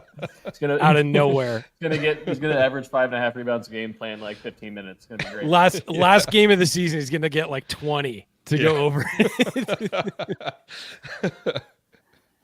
Coach is gonna be just cheering against it. Like, why are you cheering against Sparks, man? And since since Brett did such a great job for the chat mob, I'll Brett, you make the pick for the chat mob for player who's going to lead IU in scoring and points per game. All right, Brett, you got it. It's all down to you. Yeah, put it in here. Do that. By the way, I stood next to Peyton Sparks on the floor. Holy intimidating human being. I mean, not only is he tall. No, this dude, whoa, he's solid, man. He is solid. Unbelievable. Yeah, he is solid. It's going to be interesting. Do you guys remember he got hurt in the first exhibition game, right? I believe. Yes. Who was the first off the bench? Was he the first off the bench or was wasn't it Walker? I thought Sparks was, but I know he was early and he was really involved when he was out there. So, and that's, it's kind of one of the challenges of doing this now. You've got that recency bias of seeing a couple games without him. But we spent a lot of time in the offseason thinking that he was going to be kind of one of the locks, as a bench guy. So I'm sticking with that. We'll see if that continues. But I just think there's going to be, some backup bigs that they're just going to let him kind of pound away at. And he's going to be able to go out there and get, 4-6 points, pretty quickly in a stretch. So we'll see if that proves true. It'll be huge for Indiana if it does, obviously. But we will see. Jay, awesome job, man. These were really good. Outside of the Peyton Sparks rebound one that obviously everybody felt one way about. But I thought you did a really good job. These were fun ones. So, all right. It looks like that Brett went with Ware for leading IU in points. I'm not seeing what the point total was, but so Brett, drop a number in there and we'll add that. Boy, that'd be great for Indiana if it is Ware. Yeah. Oh, my goodness. Well, and he's smart because everyone else took someone else. So that's a winning bet. It's a game good wager. Theory. Yep. All right, I'm curious, Jay, after having us go through this, which one surprised you the most in terms of how we reacted to them in our picks? That's a good question. So we had 4 people go under on Cups' minutes. I thought that was a little surprising. The Trey Galloway 3-point percentage I thought was a little surprising. I still think he could shoot 39-40%, even on slightly more attempts. I think he only made, 36, 37 threes last year. Hopefully he's making 60 or something this year. But he looked like he was ready to shoot a little more often in game 1. Yeah, I mean, I was kind of surprised that the double-double ones I thought was interesting. I guess I might just be higher on Peyton Sparks than you guys. And so I think I wouldn't surprise me if he got a double-double before Big Ten play. And then you have, maybe Cups, maybe M'Baku is the other one. That wouldn't surprise me if he got a double-double. So if Khalil Ware got 10 blocks, would that count as a double-double? Well, he already got one, so he's already in the yes column on that. So, I think it was. I was surprised that there was a few that were all the same answer. The Malik one, I had a lot of fun with the Malik one. The fouls per 40 minutes. I had no idea where to set that line. Apparently, I was a little too low. That one's tough. I mean, I think everybody thinks it'll be better. It's just one of those numbers that very rarely, unless you're Zach Edey, just doesn't move. That's a number that typically doesn't move that much for a guy over his career. So we need it to, clearly. But we will see. Well, Jay, awesome job, man. I know you put a lot of time into it. We really appreciate it. It always makes for a fun episode, and it'll be fun to track. Yeah, and we'll figure out a way. Again, it may take a little while just to set it up with the Google Sheet and everything, but I'll put that together so we have a way for everybody to log their picks and kind of get a figure out who wins from the chat mob. Before we close up here, Indiana plays Sunday against Army. That game is at 8 Eastern, I believe. I think it's 7 Eastern, actually. Oh, is it 7 Eastern? Let me double check. I thought it was 7 my time. You are correct. It is 7 Eastern. Yeah, 6 Central. Okay, so it's 7 o'clock Eastern time. KenPom predicts a 79-58 victory for Indiana. Army currently 323rd in KenPom. So this is kind of the tastiest cupcake. So this is his coach is thinking about dessert. Army is the tastiest of the desserts on Indiana's schedule. Andy, is there anything else? I know you didn't have a lot on them after the post-game show.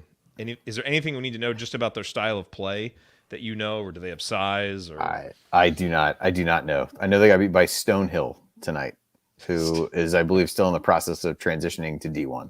So they did 57-44. Okay, big IU day Sunday. Men's soccer is in the Big Ten championship at noon, I believe. Women's team plays at 5. Men's team plays at 7. Yeah, everyone seems to think that the men's soccer team about 3 weeks ago was in danger of missing the NCAA tournament, and now everyone kind of feels like they may have locked it with that semifinal win. So that's good to hear.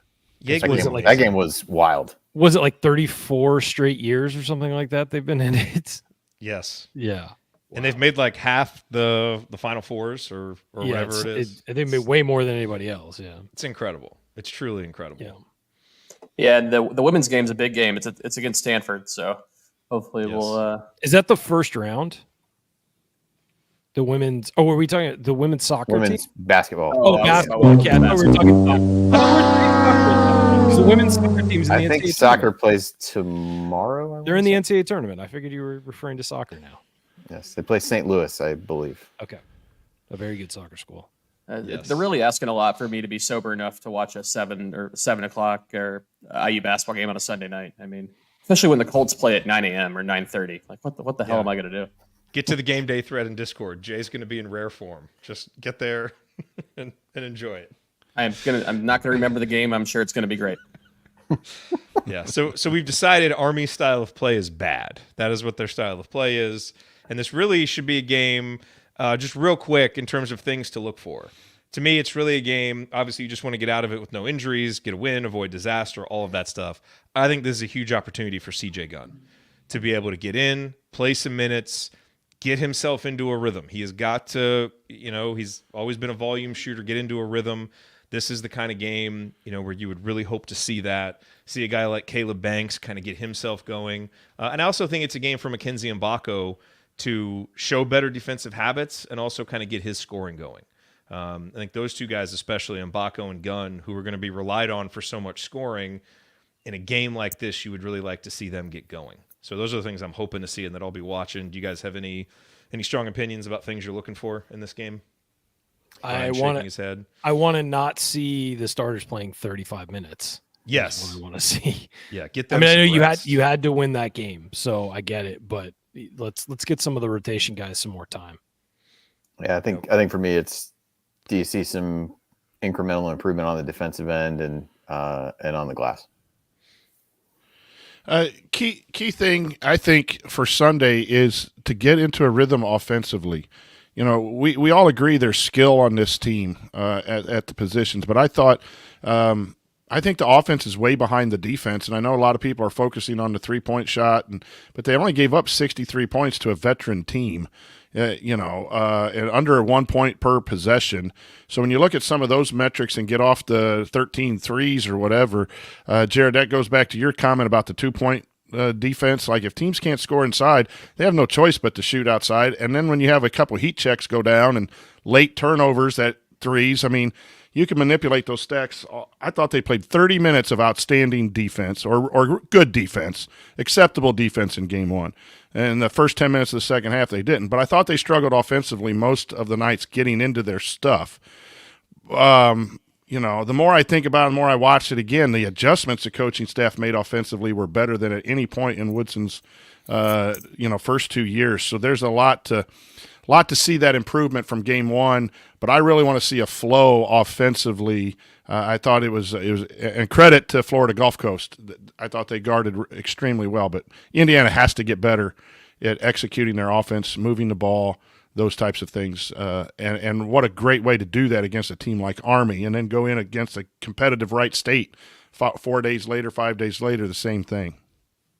Yeah, you want to build confidence, and hopefully, just what all you guys said. I mean, I think a lot of that just comes back. You want guys to build confidence on both ends of the court, get comfortable playing with each other, and hopefully we get Peyton Sparks back out there. I think initially they thought he might be out until the UConn game. It sounds like he's progressed really well. So hopefully his ankle's good to go on Sunday, and we get to see him. Yep. And just your note on Wright State coach. Currently, Florida Gulf Coast ranked 134 in KenPom. Wright State 133. So another game, Indiana's going to have to bring it and play well to be able to get that win. Yeah, I think Wright State is the best, I guess, by game team that IU will play. I think they're better. The gap between them and Florida Gulf Coast is wider than what those numbers you just said suggested. They've got a good track record, good team, Nice. And I think that'll be the toughest, non-power conference school that IU plays in the non-conference. And I think that's something for all of us to remember too. Is sometimes the names don't sound all that great, and we assume that's the, Southeast Dakota of Idaho, schools we used to play under previous regimes. These teams can play, and with the transfer portal too, the Johnson kid from FGCU was at Penn State. Isaiah Thompson didn't play, but he was at Purdue. So the name might not be familiar, and then the assumption is, we ought to win by 15 or 20. These teams can play at that 100 to 150, 170 level. Those teams have good leagues. They're going to be at the top of their league. So keep that in mind with the Wright State. Harvard has played well. I don't know what they are this year, but they've had runs where they've played well in the past. So that's a kudos to our coaching staff for scheduling. That will help our seed, the over-under on the seed too, which a lot of us might not think about. You got to beat, UConn and all that to get good seeds. Well, there's some underlying factors in these games, but they're going to be grinds. Yep. All righty. Well said, everybody. That is going to do it for us on this week's episode of the Assembly Call. If you want to see us do the show live, you can join us at our YouTube channel or go to assemblycall.substack.com. Check out the watch page that we have for every episode. Thank you to Bob Thompson for producing our music. Thank you to John Ringer of rigdesign.com for designing our logos. And thank you for listening. We'll be back on Sunday after the IU Army game to break it all down for you. Until then. Take it from me, James Blackman Jr. Keep your elbows in, eyes on the rim, and get buckets. Go Hoosiers. All right, I got to get out of here, folks. Thank you. Thank you. Thanks for coming out. Here I come, Mrs. Stansoni. Ryan, was that you actually saying that? Because I know you got to. I do have the bolt. Hour and 40, and I'm technically on the clock. So, got to go. We're going to have to pay him overtime for this one. Yes, you do. I've Luckily, been charging it. Luckily, nothing appears nothing This notable is one of the is worst happening football games in that's that. ever happened. I'm so glad I've watched approximately 8 seconds of it. So good. I have it on Bye, in the guys. background, and it's a shit show. I'll see you Sunday. You going to be there Sunday? It's a work day, so I'll probably pop in. But yeah, we'll see. I don't Jets know. Raiders is the Sunday night game. That will probably another good primetime game. It's so funny with all these Jets primetime. Great job, primetime NFL. games. Like the Monday night game, the Chargers Jets was a horrific game to watch. There was something like 20 punts or something. It was terrible.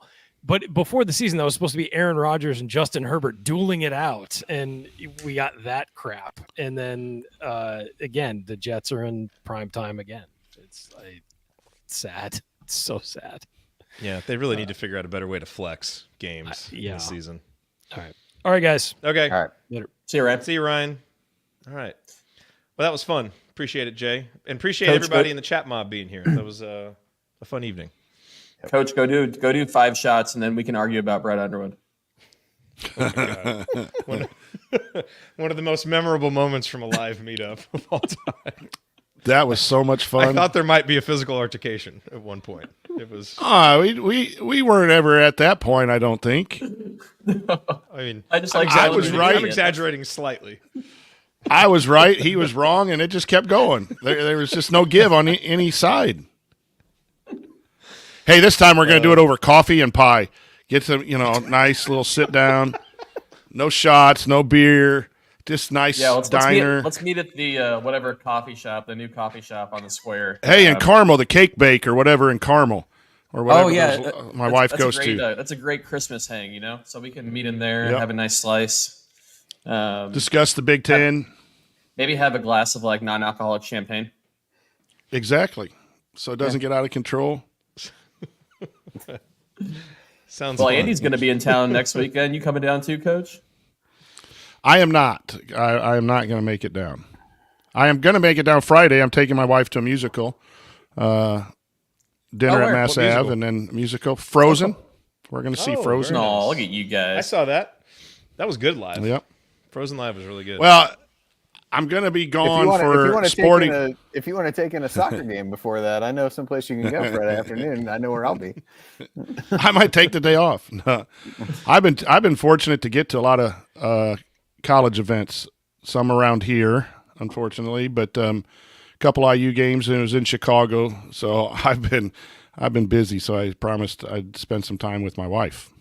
I think very nice on that Friday, and then Saturday I'm going to crash and watch from home. I think. Sounds good. All right, very good. I got to run. All right, everybody. Excellent work, Jay. Good seeing you. Yeah, good to see you guys. Everyone. Andy, I'll see you in person next weekend. All right, sounds good. See you. Sounds good. See y'all Later, guys.